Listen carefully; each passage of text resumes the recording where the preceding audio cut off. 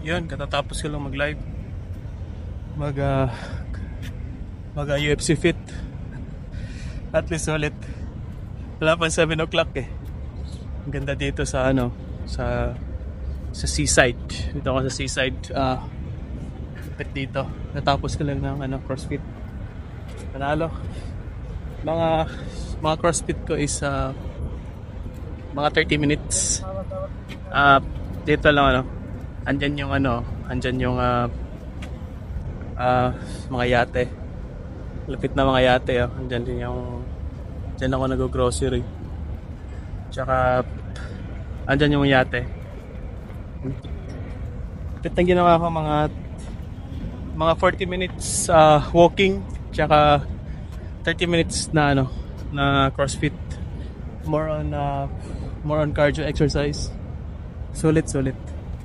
Dito yung dyan ako nag-grocery, yan yung Palkut Mall, tsaka andun yung bilihan ng mga cellphone. Doon yung Jollibee, tsaka andun yung Center Point, tsaka yung bangko ko. Lupit, grabe, sulit. Ang grabe topic natin is ano, about discipline. Once na naka-goal ka talaga na discipline, gawin mo talaga. Yan ang mahalaga doon. At napaka-importante na gawin mo yung part mo. Sulit. Ayaw ko nga sanang ano eh. Hindi sana ako mag-workout, pero sabi ko nga, ipopost ko to, tsaka gagawa ko ng ano, 100 days challenge. Sa 100 days, kada day off ko, mag-workout ako. Either tatakbo tsaka mag-crossfit sa seaside. Yan yung gagawin ko. At napakasulit, napakaganda. Hindi matatawaran. Kagagaling ko lang at panalong-panalo. Andyan pala yung mga yate, oh. Yan yung mga yate. Yan na yate. Grabe dyan, yate. Solid yan. Hindi mababayaran yung ano dyan, yung view. Grabe, sobrang ganda. Andun yung Starbucks. Yan, Starbucks yan. Panalo yung Starbucks na yan. Kakaiba yan. Malupit yung Starbucks yan. At dito naman, malapit sa ano, dagat, yung mga yate pala. Nandyan lang, may sariling ano yan, docking part. Kaya ganda. At least nakaka-workout na naman. Yun ang maganda. At napakalupit. Nakaka-workout tayo, discipline pa rin. Ipopost ko to, tsaka gagawa ko ng ano, 100 days challenge. Every day may gagawin tayong importante. May gagawin tayong malupit. Tsaka ipakita ko lang yung view ko. Andyan yung ano, andyan yung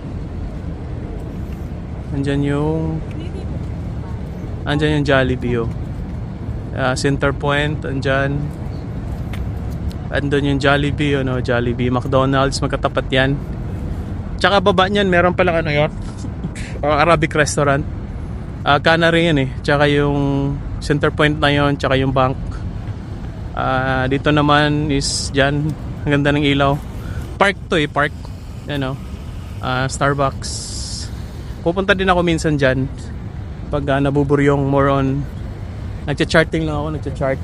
At napakahalaga pag nagsiset ako ng ano, nagsiset ako ng trades. Yan ang ginagawa ko. Yan, tapos sa baba niyan, yung baba niyan is nandiyan yung mga yate, yan yung mga yate. Ang lupit to, yung mga yate, naka-park lang. Itong side niyan is mga bato yan.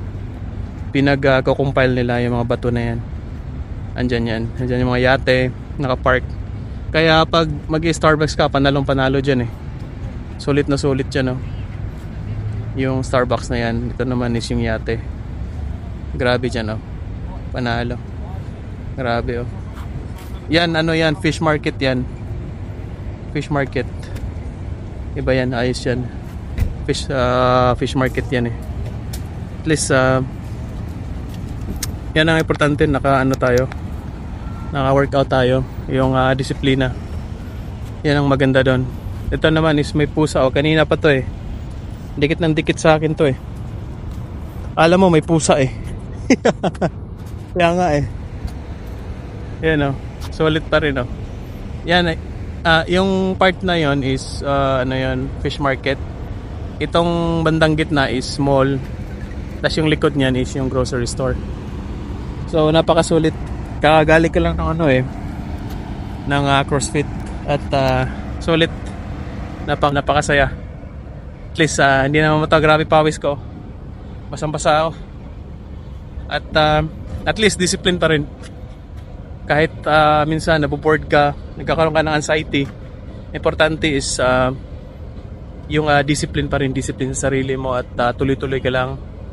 At gumagawa ka ng planning, i-apply natin yung 5 AM club na gagawin mo talaga yung nakaplan. At gagawa nga tayo. Sabi ko nga, gagawa ko ng 100 days challenge. Limang po. See you on the next vlog. Limang po. Bye-bye.